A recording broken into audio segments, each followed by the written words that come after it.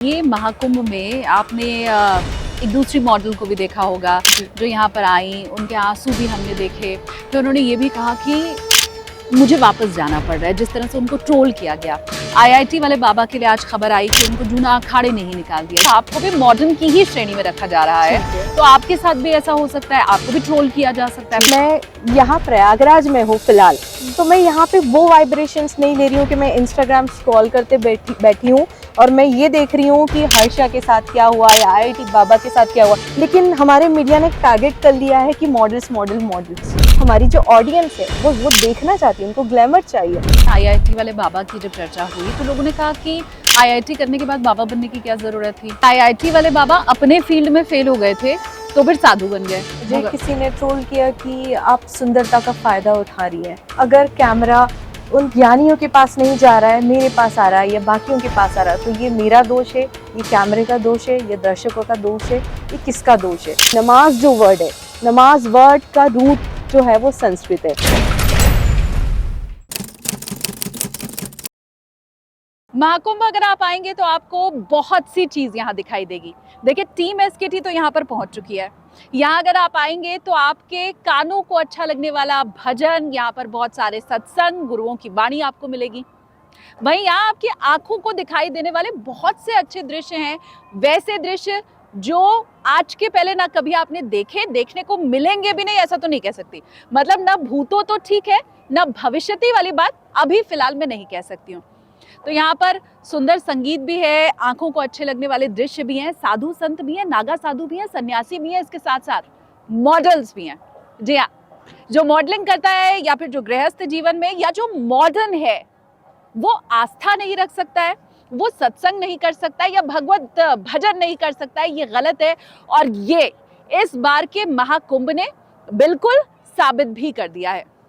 आज मेरे साथ पॉडकास्ट में एक ऐसी मेहमान है जो पहले अपनी खूबसूरती के लिए चर्चा में थी और आजकल अपनी भगवत भजन के लिए और भगवत स्तुति के लिए चर्चा में हैं। तो चलिए, हमारे साथ वर्षा सामने यहाँ पर मौजूद हैं। आप मिल भी लीजिए, देख भी लीजिए, पहले खूबसूरती के चर्चे और अब आपकी आस्था के चर्चे, ये कैसे हो पाया? मुझे नहीं पता ये किन चर्चों की बात हो रही है। महाकुंभ में ऐसा है कि मीडिया को हर चीज़ को चर्चा बनाना होता है, क्योंकि यहाँ पे इस बार यूथ आ रहा है और बहुत अच्छी बात है कि यूथ आ रहा है, आप उनको सपोर्ट कर रहे हैं। कुछ लोग नहीं भी कर रहे हैं सपोर्ट, पर ठीक है, जो जैसा भी है बहुत अच्छी बात है। और चर्चा के विषय में मैं आपसे क्या ही बोलूँ। हाँ, तो ये जो खूबसूरती की बातें हो रही हैं, मॉडलिंग की बातें हो रही हैं, मॉडलिंग और भगवत भजन ये दोनों साथ में संभव है? बिल्कुल संभव है। आप दोनों चीज़ें बैलेंस करके कर सकते हो। आध्यात्म का मतलब ही होता है बैलेंस करना। जैसे हम बोला जाता है कि मनुष्य ही एक ऐसा जीव है जो मल्टीटास्क कर सकता है। तो जब हम मनुष्य हैं और हम मल्टीटास्क कर सकते हैं, तो हम आध्यात्म और अपनी नॉर्मल लाइफ को बैलेंस क्यों नहीं कर सकते? और बैलेंस करने की बात ही नहीं है, ये दोनों चीज़ें अलग ही नहीं, ये हमेशा से है। इसमें ऐसा कुछ नहीं कि दोनों एक दूसरे से अलग है। हमें अपने आप के ऊपर हमें सोचना चाहिए कि हम कितनी खूबसूरती से इस चीज़ को बैलेंस कर सकते हैं। मैं अपना क्लिनिक रन करती हूँ, मैं मॉर्निंग में संस्कृत पढ़ती हूँ, मैं कोशिश करती हूँ, मैं पीएचडी के लिए प्रिपरेशन कर रही हूँ संस्कृत की, मैं कोशिश करती हूँ मैं मॉडलिंग के प्रोजेक्ट्स कर सकूँ। सो मैं everything I balance it very well. तो आप अभी भी मॉडल हैं? जी, मैं अभी भी मॉडल हूँ और मैं आगे भी मॉडल रहूँगी। ऐसा नहीं है कि मुझे कुछ चीज़ में जाने के लिए कुछ चीज़ को छोड़ के आना हमें लगता है जो साध्वी है वो तो फिर साध्वी है, वो मॉडल कैसे हो सकती है फिर उसके बाद? फर्स्ट ऑफ ऑल साध्वी होता क्या है? लाइक फर्स्ट ऑफ ऑल मैं साध्वी नहीं हूँ। ये तो मीडिया है जो बड़ा चढ़ा के बताता है कि कोई मॉडल आए तो साध्वी बता दिया, और लड़कियों को मोस्टली आप लोग नहीं, एज इन मीडिया जो है वो साध्वी नाम से जोड़ देते हैं। हाँ। हमारे भारतवर्ष जो है इसमें बहुत सारी फीमेल्स रह चुकी है, जैसे गार्गी रह चुकी हैं, जैसे सीता माँ रह चुकी हैं, इतनी सारी फीमेल्स रह चुकी हैं जो गृहस्थ जीवन में आध्यात्म को आप साध्वी से जोड़ दें, ये कोई बात नहीं होती है। और जैसे कि आप भास्कराचार्य की बात करें तो भास्कराचार्य जो थे वो बहुत बड़े गणितज्ञ थे, एस्ट्रोलॉजर थे। उनकी जो बेटी थी उसका नाम लीलावती था। लीलावती की किसी रीज़न से फॉर अ रीज़न शादी नहीं हो पाई और वो एस्ट्रोलॉजर थे, और उन्होंने जो उस टाइम पे जो भी चीज़ें होती थी वो सब करके उनका मुहूर्त डिसाइड किया, और उनका मुहूर्त फिक्स था। और कुछ उनका नेकलेस से एक मोती गिर गया था, जिस वजह से मुहूर्त में कुछ डिस्टर्बेंस आ गया। हाँ। फिर भास्कराचार्य जी ने सोचा कि कब तक ये मुहूर्त और ये सब चीज़ें रिचुअल्स करके हम लोग ये सब चीज़ें करेंगे। अब मैं अपनी बेटी को बहुत बड़ी गणितज्ञ बनाऊंगा, और उन्होंने अपनी बेटी को साध्वी नहीं बनाया बिना हाँ। शादी करे, उन्होंने गणितज्ञ बनाया। उनके Oh my नाम God. उनका नाम लीलावती था, और लीलावती पे बुक लिखी गई है। उस बुक में कैलकुलस के बारे में है, मल्टीप्लिकेशन, ऑल इन संस्कृत। हाँ। तो संस्कृत में जो मल्टीप्लिकेशन है, स्क्वायर कैलकुलेशन है, और सारे कैलकुलस जो भी होते हैं, लाइक कैसे आप नंबर्स के साथ खेल सकते हैं, ये सब कुछ लीलावती जैसे नहीं, बुक में पर हम मेरे- फिजिक्स में पढ़ते हैं कि डिफरेंशिएशन, इंटीग्रेशन, हाँ। ये सब कुछ मैथ्स जो है वो संस्कृत में मेरे छुपा है। लिए हैरान करने वाली बात ये है कि एक मॉडल को इतनी कहानियां पता हैं, एक मॉडल जानती है कि भाई हमारे रीति रिवाज क्या है, या हमारे जो पुरखे थे वो कैसे अपने बच्चों को बड़ा करते थे। देखो, एक सीधी सी बात है, मुझे लगता है हमारे व्यूअर्स को भी ये समझना चाहिए और सुनना चाहिए। जैसे अभी वर्षा ने कहा कि वो साध्वी नहीं है, दोनों काम साथ साथ हो सकता है, लेकिन बड़ी बात यह है कि हम जब किसी मॉडल को मॉडलिंग करते हुए देखते हैं, उसके अलग मेकअप में, कपड़ों में या रैम्प वॉक में देखते हैं, तो हमें फिर ऐसा लगता है कि भाई वो जो ऐसे कपड़ों में है, या वो जो इतनी मॉडर्न है, शायद वो ज्ञान फिर की रामायण कमी नहीं हो। पढ़ती होगी, वो फिर गीता पढ़ ही नहीं सकती है, वो स्कूल कॉलेज तो जा सकती है लेकिन वेदों का ज्ञान उसके पास नहीं होगा। हम ये सोचते हैं, आम आदमी ये सोचता है। सो आम आदमी को आप छोड़ो, अगर हम वैदिक कालीन में बात करें तो उस टाइम तो गर्ल्स को बहुत इंपॉर्टेंस दिया जाता था, क्योंकि अगर आप बोलें अर्जुन या जिन भी महापुरुष की बात करें, उनको उनके नाम से बोला जाता था। जैसे कुंती पुत्र, तो वो कुंती पुत्र बोला जाता था। गंगा पुत्र, भीष्म को गंगा पुत्र बोला जाता था, तो हाँ। नाम से बोला जाता था। तो गर्ल्स की जो इम्पोर्टेंस है, युवतियों की जो इम्पोर्टेंस है, वो तो वैदिक कालीन से चलती आई है। लेकिन बीच में कुछ रूढ़िवादी लोग आए, जिन्होंने जो टिपिकल एकदम रूढ़िवादी सोच विचार वाले अभी थे, भी हैं। अभी भी हैं, तो उन्होंने स्त्रियों के लिए सब कुछ लिमिटेशन रख दी है। बोला जाता है कि स्त्रियां जो है वो वेदास नहीं पढ़ सकती है, और पढ़ सकती है तो बात की बात है, उनको वर्जित है, और वर्जित नहीं है। वेदास पढ़ना स्त्रियों के लिए पाप माना जाता है। शंख इमेजिन, बजाना लड़कियों के लिए है। पाप माना जाता है। बोलते हैं कि शंख का मुझे नहीं पता क्या बोलते हैं। हाँ। मैं हर सुबह शंख बजाती हूँ, और शंख का जो फ्रिक्वेंसी होता है, वाइब्रेशन होता है, यहाँ से लेके आपके नीचे तक, you can feel that, you can feel the vibration. और जब मैं मॉर्निंग में, मुझे पहले साइनस इश्यूज हुआ करते थे, तो मैंने जैसे संस्कृत उच्चारण शुरू किया। हाँ। क्योंकि संस्कृत में कुछ ऐसे वर्णमाला हैं, जो एक सीरीज है पूरी, वो आपके हवन करते हैं या यज्ञ करते हैं तो प्राणायाम में काम आती है। वो सारे पर्टिकुलर वर्ड्स जब आप अपने मुंह से उच्चारण करते हो, तो वो प्राणायाम में आपको हेल्प करते हैं। आप जैसे जल नीति की बात करें, तो मुझे साइनस का जो इशू हुआ था, तो मैंने जल नीति करना स्टार्ट किया। तो ये आपके पूरे साइनस सिस्टम पे काम करता है, और कुछ % तक ये असर करता है। तो संस्कृत के उच्चारण से लेके, जल नीति से लेके, ये सारी चीज़ें जो हम सुनते आए हैं, जिनको हम सोचते हैं कि शायद ये हम लोग मॉडर्न हैं, हम लोग ये सब चीज़ें नहीं करते। क्योंकि मुझे तो मेरा एक टाइम पे इतना छोटा माइंडसेट था कि जल नीति करने बैठूंगी, ऐसे नाक से पानी निकलेगा। हाँ। तो आई वाज सो अनकंफर्टेबल कि no, I might not look good. पर उससे आवाज भी खुलती है, आवाज खुलती है। गला और साफ संस्कृत होता में मैं है। जो रिसर्च कर रही हूँ, थेरेपेटिकल संस्कृत की रिसर्च भी है। Yeah. हाँ। तो जैसे फॉर एग्जाम्पल गुरुकुल जो होता है, गुरुकुल हाँ। में रिसर्च से मुझे बात याद आई कि ऋषिकुल, हमारा जो ऋषिकुलम है, तो ऋषिकुलम मतलब कि ऋषि, तो ऋषि रिसर्च करता है। अभी हम अगर, यदि आप भी ध्यान में बैठे हैं और आपको कुछ नॉलेज आ रहा है और आप लिखना शुरू कर रही हैं, तो it's kind of Vedas. Vedas ऐसा नहीं है कि वो पहले से लिखे गए हैं, 4 वेदास हैं। ऋषि जो हैं, ऋषि को पुराने टाइम में, आज के जो साइंटिस्ट हैं वही ऋषि हुआ करते थे। उस टाइम पे ऋषि लोग जो थे वो साइंटिस्ट होते थे। तो आप अगर डेटा से, यूनिवर्स में जो है बहुत सारा नॉलेज है, क्योंकि हम बोलते हैं पानी में मेमोरी स्टोर्ड रहती है, यूनिवर्स में भी मेमोरी स्टोर्ड रहती है। तो जो स्टोर्ड एनर्जी रहती है, कैसे आप अपने आप को बैलेंस करते हो, इन चीज़ों से अलाइन करते हो, और अलाइन करके आप कैसे डेटा डाउनलोड करते हो, जो डाउनलोड आप डेटा करते हो, वही काम ऋषियों का हुआ करता था। तो एक नॉर्मल इंसान भी, मैं ये नहीं कहूँगी ऋषि, लेकिन एक नॉर्मल इंसान भी अगर अपनी किताब में कुछ 4 शब्द लिख दें और वो किसी की लाइफ चेंज कर दे, या हमारी लाइफ चेंज कर दे, या कुछ मैसेज दे दे, आज भी ऐसे, वो बहुत बड़ी बात है। और आज भी जो ऋषि, बहुत सारे ऋषि हैं जो अभी भी वेदास लिख रहे हैं। लेकिन ये महाकुंभ में आपने एक दूसरी मॉडल को भी देखा होगा जो यहाँ पर आई, उनके आंसू भी हमने देखे। फिर उन्होंने ये भी कहा कि मुझे वापस जाना पड़ रहा है, जिस तरह से उनको ट्रोल किया गया। आईआईटी वाले बाबा के लिए आज खबर आई कि उनको जूना अखाड़े ने ही निकाल दिया, जिस अखाड़े से वो संबंधित थे उस अखाड़े ने उनको निकाल दिया, शायद उनसे कोई गलती हुई होगी। तो ऐसा मन में नहीं आता कि अगर उसके साथ ये हो सकता है क्योंकि उसको मॉडर्न कहा गया, फिर दूसरे के साथ हो सकता है क्योंकि उसको मॉडर्न कहा गया, तो फिर आपको भी मॉडर्न की ही श्रेणी में रखा जा रहा है। तो आपके साथ भी ऐसा हो सकता है, आपको भी ट्रोल किया जा सकता है, फैन फॉलोइंग आपकी इस भी बारे में सोचा नहीं। फर्स्ट ऑफ ऑल मैं कुंभ में आई हूँ, मैं यहाँ प्रयागराज में हूँ फिलहाल, तो मैं यहाँ पे वो वाइब्रेशंस नहीं ले रही हूँ कि मैं इंस्टाग्राम स्क्रॉल करते बैठी हूँ और मैं ये देख रही हूँ कि हर्षा के साथ क्या हुआ या आईआईटी बाबा के साथ क्या हुआ, तो वो नेगेटिव एनर्जी मेरे ऊपर आ नहीं रही है। और अगर वो आती भी है तो मैंने अपने आप को इतना आध्यात्मिक बैलेंस करके रखा है कि ये मुझे अफेक्ट नहीं करेगी। और अगर मैं बोलूँ कि आप जैसे हर्षा को ट्रोल करने की बात हो रही है या मॉडल्स को ट्रोल करने की, ऐसा नहीं, यहाँ पर मॉडल्स आए हैं, इंजीनियर आए हैं, आर्टिस्ट आए हैं, एक्टर्स आए, हर कोई आया हुआ है, लेकिन हमारे मीडिया ने टारगेट कर लिया है कि मॉडल्स। हाँ। सो वो टारगेट के ऊपर चल रहा है। और जैसे कि मैंने न्यूज़ में बताया, मेरा जिन न्यूज़ रिपोर्टर्स के साथ बातचीत हुई, मैंने उन्हें क्लियर बोला कि मैं साध्वी नहीं हूँ। हाँ। लेकिन जो टाइटल चलता है वो यही चलता है कि आप साध्वी नहीं हो। So they are creating the revenue, जिसमें मॉडल्स इतना सफर करिए and models are not getting anything from the revenue. But ठीक है, सबकी अपनी अपनी होती है। और सबसे बड़ी इसमें प्रॉब्लम ये है कि मीडिया तो वही करेगा जो ऑडियंस चाहेगी। तो हमारी जो ऑडियंस है वो देखना चाहती है, उनको ग्लैमर चाहिए। आप ग्लैमर डिमांड कर रहे हो, इसलिए आपको मीडिया ग्लैमर दे रहा है, तो ये आप हो जो कर रहे हो। नहीं, लेकिन आप ये मानती हैं कि हर्षा के साथ जो हुआ या आईआईटी वाले बाबा के साथ जो हुआ उसमें मीडिया का योगदान है बड़ा? मैं इसमें, क्योंकि हर्षा और आईआईटी बाबा की मुझे जर्नी नहीं मालूम है, लेकिन मीडिया तो मैं बोलना चाहूँगी, लेकिन मीडिया से कम हम ऑडियंस रिस्पॉन्सिबल है। मे बी वो अपनी जर्नी देखने आए हो कुंभ में। जैसे मैंने कहा कि आप, कुंभ का मतलब होता है, संस्कृत वर्ड है कुंभ, उसका मतलब होता है घड़ा, कलश। तो आप अपने घर से अपने कलश को जितना एम्प्टी रख के आओगे उतना आप यहाँ से ज्ञान लेके जाओगे, ज्ञान खुद आपके पास चल के आएगा यहाँ पे।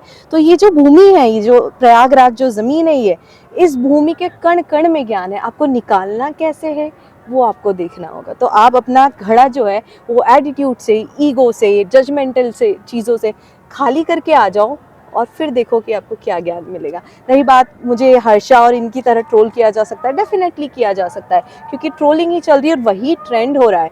और मुझे लगता है कि अगर आपको मुझे ट्रोल करना ही है तो बीइंग अ मॉडल या मॉडल है, इंसान के अंदर ज्ञान भी बहुत है चेहरे के अलावा, तो आप ज्ञान देखो। और अगर आपको इन्फ्लुएंसर नाम देना ही है तो मैं आपसे चाहूँगी कि आप मुझे संस्कृत इन्फ्लुएंसर नाम दो। अच्छा, तो संस्कृत का आपने बाकायदा अध्ययन किया है? बिल्कुल, संस्कृत का मैंने अध्ययन किया है, लेकिन जो संस्कृत अध्ययन की मेरी जर्नी रही है बहुत पेनफुल रही है।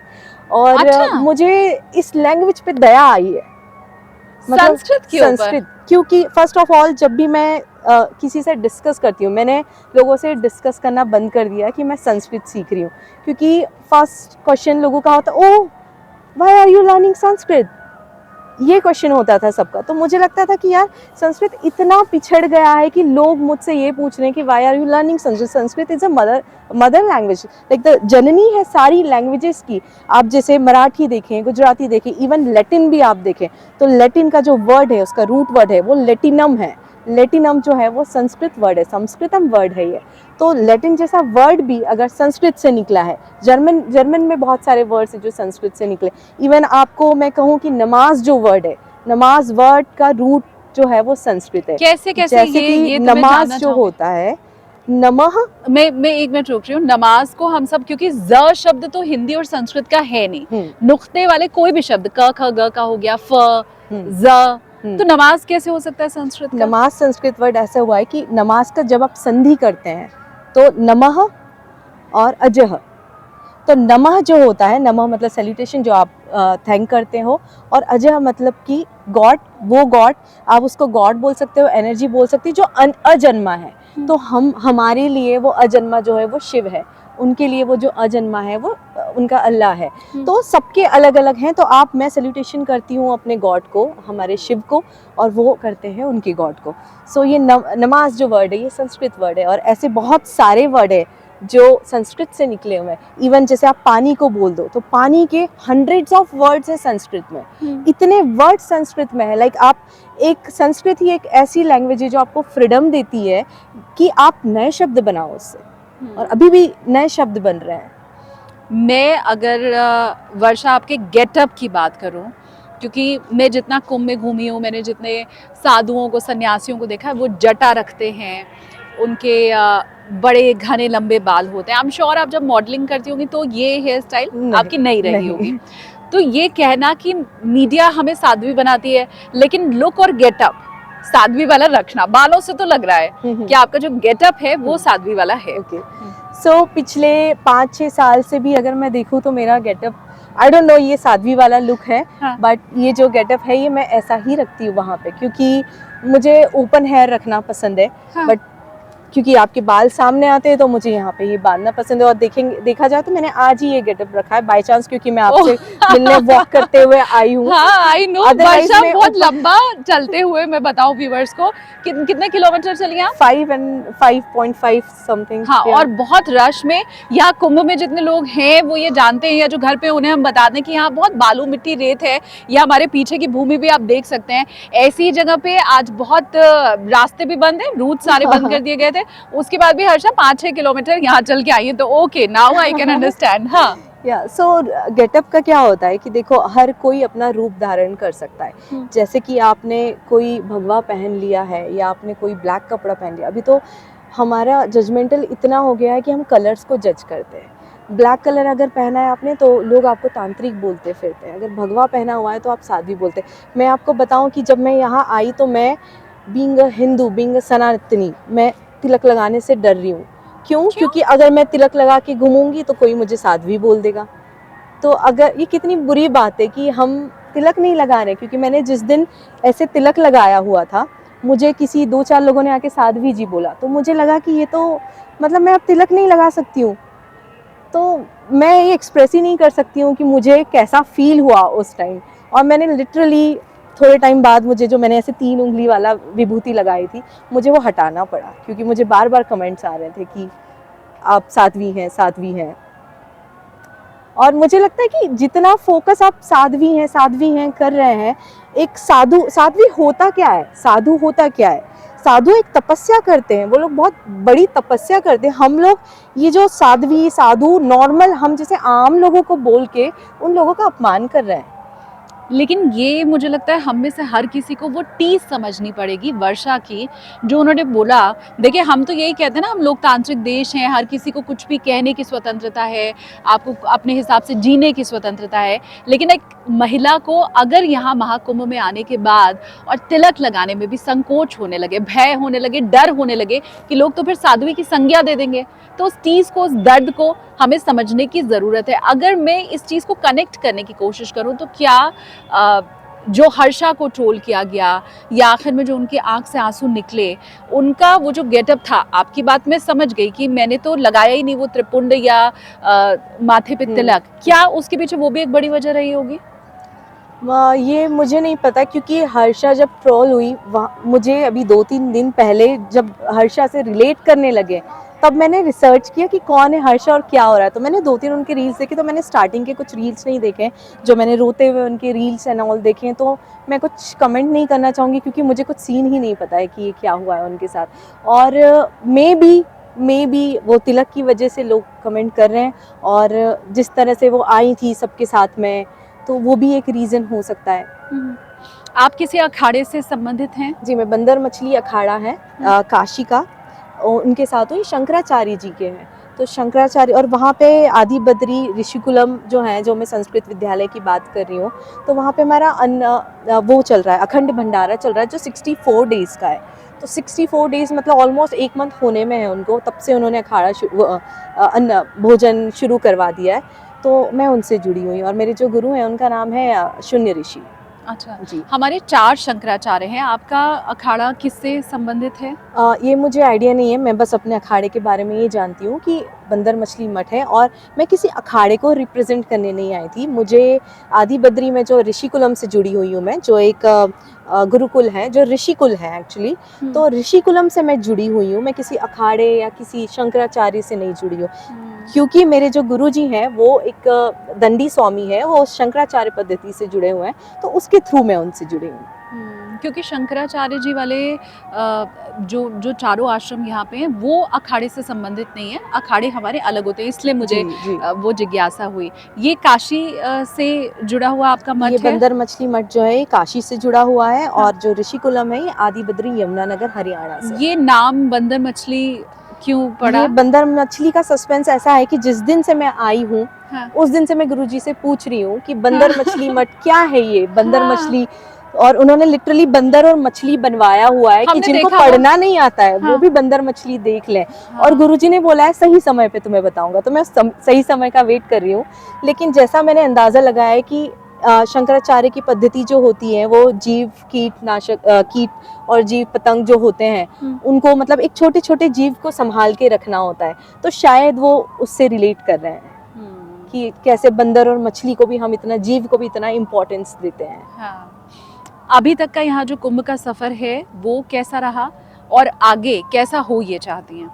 मुझे आए हुए लगभग 12-15 दिन हो चुके हैं। मुझे ऐसा लग रहा है जैसे मैं परसों आई हूँ, कि मैंने अभी कुछ जाना ही नहीं है। और जैसे ही हम यहाँ से संगम की तरफ जाते हैं तो रास्ते चलते आपको कोई भी इंसान ऐसे टकरा जाता है जो आपको आते से ज्ञान देने लगता है, और वो ज्ञान इतना गहराई में दे देता है। जैसे कि मुझे एक औरत आती हुई मिली और मैं कुछ लिख रही थी, तो उन्होंने मुझसे पूछा आप क्या लिख रहे हैं, तो आप राम लिख रहे हैं। तो मैंने कहा मैं राम तो नहीं लिख रही हूँ पर लिख लेती हूँ अगर आप बोल रहे हैं तो मैंने राम लिख लिया। उसके बाद उन्होंने सरस्वती के ऊपर बोलना शुरू किया। उन्होंने 15 से 20 मिनट सरस्वती के ऊपर बोलना शुरू किया कि ये वाग देवी हैं, और ये उनके बारे में इतना डिटेल में बताया। और सरस्वती ऐसी देवी हैं जैसे मैं हमेशा से ऐसा चाहती थी कि मेरी ज़ुबान पे सरस्वती विराजमान हो। इसका रीज़न ये है कि आपका लुक्स, आपका हर चीज़ अलग, जब आप बोलें तो इतना अच्छा बोलें कि 4 लोग आपसे खुश हो जाए, और वो सरस्वती देवी ही कर सकती है। तो जब मेरा उनसे इंटरेक्शन हुआ और उन्होंने बताया सरस्वती देवी के बारे में, तो मुझे लगा कि साक्षात सरस्वती ने आके लिटरली उन्होंने मुझे मंत्रास बताए कि आप ये मंत्र देखो। तो मैंने वो मंत्रास लिखे और मुझे ऐसा फील हुआ कि जैसे सरस्वती साक्षात मेरे पास उनके रूप में आई और उन्होंने मुझे मैसेज दिया। शाम बहुत हो चुकी है और महाकुंभ में शाम के समय ठंड बहुत हो जाती है।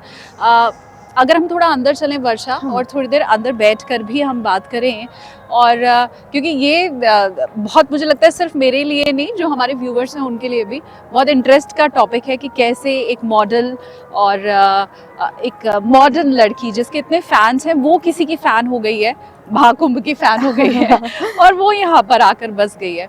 यहाँ अंदर ही हम थोड़ी देर बैठते हैं। आपको ठंड तो नहीं लग रही या ओके? हाँ। पानी चाहिए है ना? ये ऐसे शूट होता रहेगा, हम इसको वो कर देंगे। हाँ।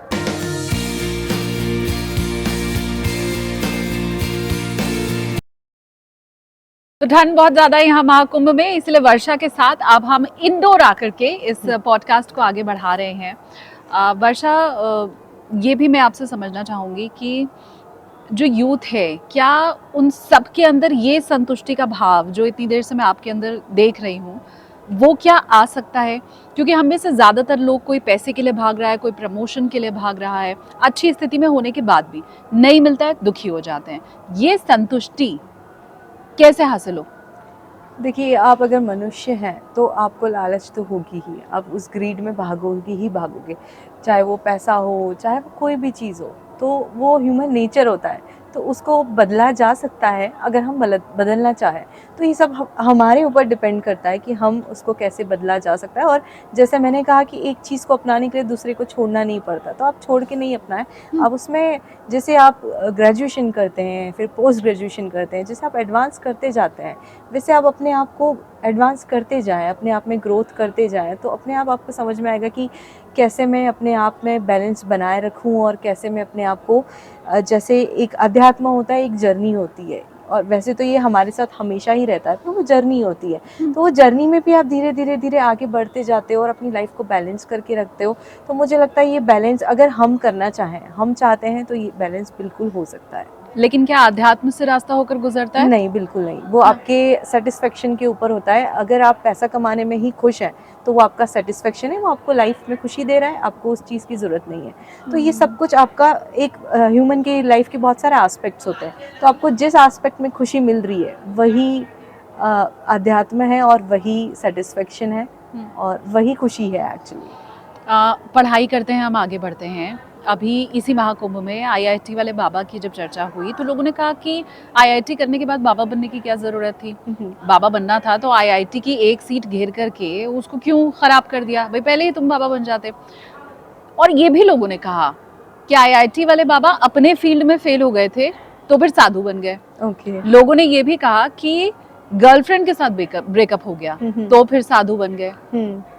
तो ये क्या, मतलब क्या लगता है इसके पीछे? फर्स्ट ऑफ ऑल, जो लोगों को लगता है साधु बनने की डेफिनेशन, तो जो रियल साधु हैं, जो एक्चुअल में तपस्या कर रहे हैं, वो कुछ करके फेल होके तो आए नहीं है। तो ये डेफिनेशन चेंज करनी पड़ेगी कि साधु शायद वो इंसान बनता है जो कहीं से फेल होके आता है, साधु फेल होके नहीं आता है। तो वो तो साधु की डेफिनेशन है।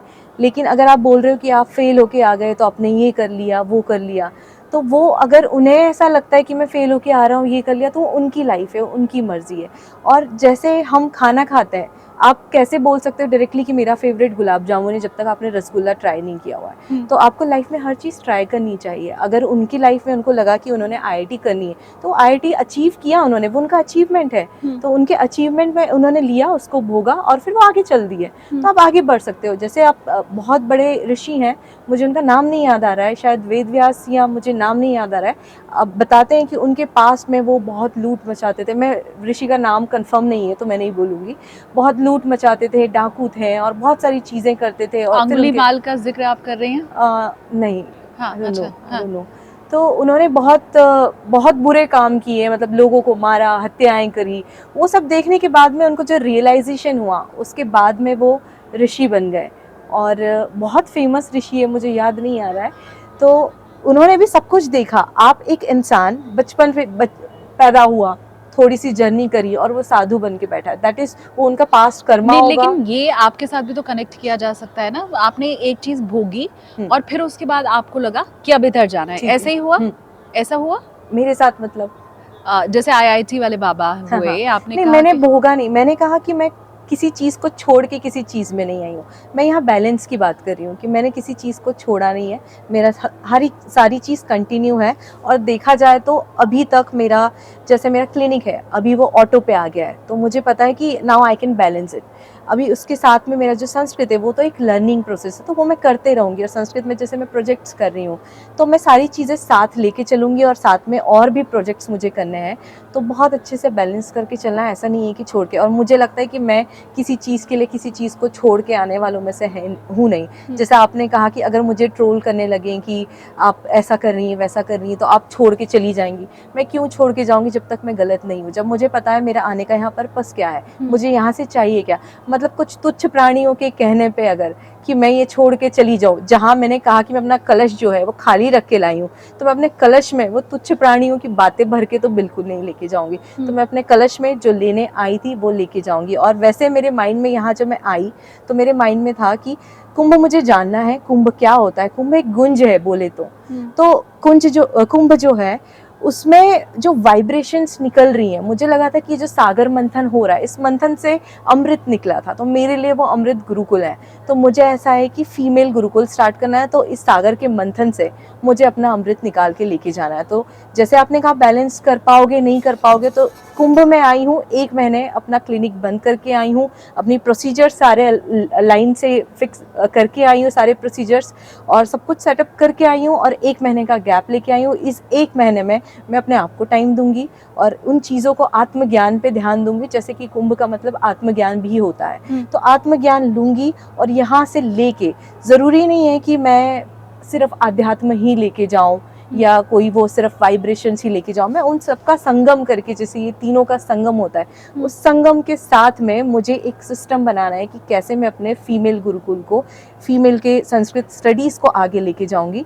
तो ये भी आप देखो तो बैलेंस ही हो रहा है, ये किसी को छोड़ के या किसी चीज़ से नहीं आना है। तो यहाँ आने का, कुंभ में आने का मेरा एक मकसद ये था कि मैं संस्कृत को, संस्कृति को बहुत अच्छे से जान सकूँ। और मैं जान रही हूँ और मैं ये भी समझती हूँ, आप अगर बहुत सॉफ्टनेस से देखें इस चीज़ को, तो कहीं ना कहीं हम अपने आप में इन चीज़ों को बड़ा बना लेते हैं। जैसे हर्षा को लोगों ने ट्रोल किया, आपको दुनिया में ऐसे लोग नहीं मिलेंगे जो आपको ट्रोल ना करें। आप सबके लिए अच्छा करो, आपको ट्रोल करेंगे। तो आपको उनकी वाइब्रेशंस को, उनकी नेगेटिविटी को नहीं लेना है। बस अपना घड़े में आपको क्या भरना है, क्या नहीं भरना है, वो सोच के चलो और उसी के पीछे आगे बढ़ो। लेकिन क्या आप मानती नहीं है कि इसमें सच्चाई है कि आपकी ब्यूटी या आपका जो करियर रहा है पहले का, उसी के चलते यहाँ कुंभ में आपको इतनी जल्दी प्रसिद्धि मिल गई? शायद वर्षा से बड़े यहाँ पर गुरु बैठे हैं, बिल्कुल वर्षा से ज़्यादा ज्ञानी यहाँ पर बिल्कुल, गुरु of बैठे हैं। course। शायद किसी मठ में, किसी कुटिया में उनके पास इतना अथाह ज्ञान और अनुभव है जिसकी शायद आप बराबरी कर भी नहीं सकती हैं, लेकिन उन तक कैमरा नहीं पहुंच रहा है, उनकी कोई बात नहीं सुन रहा है। लेकिन आपका सिर्फ वही करियर, आपकी मॉडलिंग, आपकी ब्यूटी, उसी के चलते आप इतनी जल्दी लाइमलाइट में आई हैं। जी बिल्कुल, मैं बताती हूँ इसके पीछे। फर्स्ट ऑफ ऑल, अगर कैमरा उन ज्ञानियों के पास नहीं जा रहा है, मेरे पास आ रहा है या बाकियों के पास आ रहा है, तो ये मेरा दोष है, ये कैमरे का दोष है, ये दर्शकों का दोष है, ये किसका दोष है? तो इसमें जो विक्टिम बन रहा है, जिसके पास कैमरा आ रहा है, कैमरे के अदर साइड जो पर्सन है, मे बी वो उसका कुछ किया कराया हो। और सेकंड बात ये है कि मुझे ऐसा लगता है कि यहाँ पे इतने बड़े बड़े ज्ञानी बैठे हुए हैं, आप लोगों को उनके पास जाना चाहिए बिल्कुल। और मैं उन ज्ञानियों से ही मिलने आई हूँ कि मैं कहाँ, किस कोने में जाके कौन सा ज्ञान लेके आ जाऊँ। और रही बात खूबसूरती की कि आपको जल्दी लाइमलाइट मिल जाती है एंड ऑल, तो मैं ये नहीं बोलूँगी कि मुझे कुंभ में आके लाइमलाइट मिली। मैं अगर एक रूम में भी हूँ, 4 लोग हैं, तो वहाँ पे मैं सेंटर ऑफ अट्रैक्शन रही हूँ। और ये सिर्फ मैं लुक्स के लिए नहीं बोलूँगी, शायद मेरी बातें, शायद मेरी वाइब्रेशंस, और मैं बातें और लुक्स से ज़्यादा एक वाइब्रेशंस को, बहुत सारे लोग हैं जो बहुत खूबसूरत हैं लेकिन वो स्टैंड नहीं कर पाते हैं कई बार। और बहुत सारे लोग जो, अब पहली बात तो मुझे समझ नहीं आता खूबसूरती की डेफिनेशन क्या है और ये कौन डिस्क्राइब कर रहा है कि खूबसूरत है। हर इंसान खूबसूरत है अपने आप में, लेकिन हम लोग डिस्क्राइब करते हैं, मतलब कौन खूबसूरत नहीं था। और खूबसूरती को आप अगर दोष बोलते हैं, माँ सरस्वती खूबसूरत थी, माँ गंगा खूबसूरत थी, आप कितनी लड़कियों को, कितनी माँओं को, कितनी देवियों को क्रिटिसाइज करोगे? और खूबसूरती पे किसी को कोसना। इसके पहले भी हालांकि मैं ये सवाल पूछ चुकी हूँ, अब उसी को मैं थोड़ा घुमा करके मुझे लगता है मैं कहने जा रही हूँ। एक इमेज हमारे मन में सेट रहती है हर किसी के लिए। डॉक्टर के लिए एक इमेज है, एक मॉडल एक्ट्रेस के लिए एक इमेज है, एक नेता के लिए एक इमेज है। वैसे ही एक भगवत भजन करने वाली भक्त, मैं आपको भक्त बोलूँ तो मुझे लगता है ज्यादा ठीक होगा, साध्वी की जगह। बिल्कुल बिल्कुल, है ना, भगवत भजन कर रहे हैं। मुझे आप सेवक, संस्कृत सेवक बोले तो मुझे और ज्यादा अच्छा लगेगा। हाँ, क्योंकि मैं संस्कृत की सेवा में हूँ। संस्कृत के सेवक को लेके सबके लिए हमारे मन में एक इमेज होती है। हम बर्दाश्त नहीं कर पाते अगर कोई नेता है, कोई फीमेल लीडर है, तो वो मॉडल के रूप में दिखाई दे, हम नहीं एक्सेप्ट कर पाते। हमारे दिमाग में एक इमेज उसकी बनी हुई है। वही रूल अगर मैं आपके ऊपर फॉलो करूं कि कोई आपका अगर इंस्टाग्राम अकाउंट देखेगा, कोई सोशल मीडिया आपका देखेगा, तो वो उस इमेज में फिट नहीं हो पाएगा। आपके दिमाग में भी, मुझे लगता है आपके जहन में भी, आपके टीचर के लिए, डॉक्टर के लिए, सबके लिए एक इमेज तो सेट है ना हमारे दिमाग में जी, वो मिसमैच हो रही है। ओके, सो अभी हम एंशिएंट टाइम्स में नहीं है, अभी हम मॉडर्न टाइम्स में है। और यहाँ पे जैसे हर चीज़ें अपग्रेड हो रही है, वैसे ये चीज़ भी अपग्रेड होती है। और हम जो बोल रहे हैं कि एक इमेज जो बनी हुई है कि हमारी टीचर की इमेज ऐसी होनी चाहिए और हमारे गुरु की इमेज ऐसी होनी चाहिए, ये तब लागू होगा जब मैं अपने आप को साध्वी बोलूँ। मैंने अपने आप को साध्वी नहीं बोला है, मैं एक इंस्टीट्यूट की बात करी। मैं कुंभ में, मेरा आने का पर्पस साध्वी नहीं है, ज्ञान लेके जाना। और ज्ञान लेके जाने के लिए कोई इमेज की जरूरत नहीं होती। आप भी ज्ञान लेके जा सकते हो, मैं भी लेके जा सकती, कोई भी लेके जा सकता है। तो वहाँ पे ये चीज़ अप्लाई ही नहीं होती है, क्योंकि ज्ञान तो कोई भी ले जा सकता है। यहाँ कुंभ से मैं इंस्टीट्यूट चलाना चाहती हूँ, यहाँ से मैं कुंभ से मैं निकाल के एक इंस्टीट्यूट संस्कृत का फीमेल गुरुकुल स्टार्ट करना चाहती हूँ। तो उसमें मुझे नहीं लगता कि मेरी कोई पर्टिकुलर इमेज होनी चाहिए। रही बात एक इमेज की, तो मैं वहाँ पे बोलूँगी कि जैसे मैं क्लिनिक में अपने मॉडर्न अवतार में होती हूँ, तो वहाँ पे क्योंकि मैं मेट्रो सिटीज़ में रहती हूँ और वहाँ पे अगर मैं सूट पहन के बैठती हूँ तो कई बार लोग तारीफ भी करते हैं और कई बार लोग ये भी सोचते हैं कि अच्छा देवी जी टाइप से। तो क्योंकि मुझे तो संस्कृत पे भी जज किया जाता है। अभी जब मेरी इवन फैमिली को पता लगा कि मैं संस्कृत कर रही हूँ उन्होंने बोला कि एमबीए हो, आप अच्छे से पढ़ाई लिखाई करिए, क्लिनिक सेट है आपका, इतनी मेहनत क्यों कर रहे हो, संस्कृत का क्या है, संस्कृत तो डेड लैंग्वेज है। ये आपके आसपास के लोगों ने बोला आपको? मुझे हर कोई बोलता है, मुझे कुछ सेंसिबल लोग हैं उनको छोड़ के बाकी सब ने कहा कि आप संस्कृत क्यों सीख रहे हो, क्या ज़रूरत है सीखने की, क्योंकि आप तो अच्छा कमा रहे हो, आप तो बहुत अच्छा कर रहे हो, आप तो मॉडलिंग भी कर रहे हो, आपका तो करियर सेट है, तो हर चीज़ें आपकी सेट है, तो फिर आपको संस्कृत की क्या ज़रूरत है। और इसी चीज़ ने मुझे मोटिवेट किया कि मुझे संस्कृत सीखना है। और मेरा शुरू से रहा है कि मैं चीज़ों के पीछे भागती नहीं हूँ कि हर कोई उस दिशा में जा रहा है तो मुझे जाना है। इस चीज़ का एक फ़ायदा ये भी है कि आपका कंपटीशन कम हो जाता है। जैसे संस्कृत में कंपटीशन उतना नहीं दिखाई दिया मुझे, तो मुझे लगा कि एक तो वो बात का पर्सपेक्टिव है, फर्स्ट तो मेरी जो इच्छा थी, मेरी जो रुचि थी, और मुझे ऐसे थॉट्स थे, बहुत स्ट्रॉन्ग थॉट्स थे कि कोई मेरे ऊपर रिस्पॉन्सिबिलिटी है। आई डोंट नो वो लास्ट बर्थ का होता है या क्या होता है। जैसे मैं कुंभ में आई, मेरे जैसे जर्नी हुई, मतलब मैं जैसे ऋषिकुलम को जुड़ी, वहाँ से उन्होंने मुझे, गुरुजी ने बोला कि आप हमारे साथ कुंभ चलो, कुंभ को अपने में उतारो, पूरा ऑब्जर्व करो, एब्जॉर्ब करो, और फिर देखो कि क्या होता है, आपको क्या ठीक लगता है, आप क्या करना चाहती हैं। तो मैं बस वही करने आई थी और मैं वही करी हूँ, और मुझे इसके इर्द गिर्द घूमने का कोई शौक नहीं है, और मुझे ये सब आगे क्या दीक्षा लेने का किसी नहीं, गुरु बिल्कुल को? नहीं, क्योंकि इंस्टीट्यूट रन करने में आपको किसी दीक्षा लेने की ज़रूरत नहीं होती। हाँ। तो ऑफ कोर्स मैं कोई दीक्षा नहीं लेने वाली हूँ, हाँ। और क्योंकि बिना दीक्षा लिए ही मुझे पता है मैं अपनी लाइफ को बहुत अच्छे से बैलेंस कर सकती हूँ, मुझे कोई दीक्षा नहीं लेनी है। और ये संस्कृत विद्यालय की आप गुरुकुल की जो बात कर रही हैं वो कहाँ खोलने अभी का कुछ मन है? प्लान नहीं है, मुझे पता लेकिन था लड़कियों के लिए ही होगा। लड़कियों के लिए होगा, लड़कों के लिए ऋषिकुलम चल रहा है ऑलरेडी, उसको विश्वविद्यालय बनाना है, लड़कियों के लिए आगे मुझे करना है। लड़कियों के लिए ऐसा कोई गुरुकुल नहीं है? गुरुकुल होंगे, लेकिन मुझे नहीं मिले, क्योंकि जब मैं पढ़ना चाहती थी और मुझे मिले, तो मेरा कॉन्सेप्ट ये है कि मुझे मेट्रो सिटीज़ में जितनी पास हो सके, क्योंकि मुझे थोड़ा सा पढ़ाई करनी थी एडवांस लेवल, तो मुझे 15 दिन अपने क्लिनिक को रोक के बनारस जाना पड़ा। वहाँ पे मैं जितना 15 दिन में मैं कितना पढ़ सकती हूँ, इतना पूरा ज्ञान का सागर है, तो मुझे अपने वर्क को फिर रोक के जाना पड़ता है। पर फिर मैं वर्क को भी, जैसे आपने बोला, आप कैसे बैलेंस कर पाती हूँ, तो बहुत सुंदर तरीके से आप रोक के वहाँ से मैनेज करके, आजकल क्या नहीं हो रहा है, ऑनलाइन आप जॉब करते हो, आप सब कुछ कर रहे हो, तो आप इजीली मैनेज कर सकते हो। तो मॉडर्न शहरों में आप संस्कृत को कैसे लेके आ सकते हो, क्योंकि एक तो बड़ी मुश्किल से किसी के दिल में ये जिज्ञासा आती कि मुझे संस्कृत सीखना है, और जब वो आती है तो लोग उसको इतना डिमोटिवेट कर देते, करिकुलम हो या यूनिवर्सिटीज़ हो, इतना डिमोटिवेशन हो जाता है कि आप सोचते हो कि नहीं। और जैसे मैंने बताया कि क्लिनिक में मेरे, जब मैं मतलब मैं मॉडर्न कपड़े पहनी हूँ, मैं बॉडी कॉन्ट्रास्ट पहनी हूँ, और मैं किसी को बोल रही हूँ कि no I was learning this in Sanskrit, तो वो शॉक हो जाते हैं कि Sanskrit, a girl like you is learning Sanskrit. तो ये इतना बड़ा एक वो बना के रखा है ना कि टैबू है ये। टैबू हाँ। है ये, कि ये क्या है, मतलब आपकी जैसी लड़की क्यों नहीं सीख सकती है। माता सीता संस्कृत बोलती थी, माता राधा जी संस्कृत बोलती थी, हर लड़की संस्कृत बोलती थी, तो हम मॉडर्न जनरेशन की लड़कियां संस्कृत क्यों नहीं बोल सकती। जब हम अपने बच्चों को कॉन्वेंट की ABCD पढ़ा सकते हैं, तो हम मंत्रास भी पढ़ा सकते हैं। बिल्कुल। अच्छा, लड़कियों की उम्र नहीं पूछी जाती है, इसलिए मैं एग्जैक्ट तो डेट ऑफ बर्थ नहीं पूछूंगी। आप 20s में है या 30s में है? आपको क्या लगता है? बड़ा मुश्किल सवाल है। 20s में। हाँ। और मेरे, ओके ठीक है, so I am 31 actually. Okay, alright. अच्छा, मैंने कहा था कि लड़कियों की एज नहीं पूछते, पर उनकी एग्जैक्टली आई एम वर्जन है। Comfortable with that. इवन मुझे कोई अगर यंग बोलता है तो मुझे बुरा लगता है, क्योंकि मुझे लगता है कि मैं जितना मिच्योर, क्योंकि क्लिनिक में जब मैं वर्क करती हूँ तो जो मेरा वर्क है बहुत प्रिसाइज है, तो मैं नहीं चाहती कि मुझे मेरी एज से वो जज करे, क्योंकि मेरा एक्सपीरियंस बहुत है, तो मेरे एक्सपीरियंस के हिसाब से मुझे जज करे।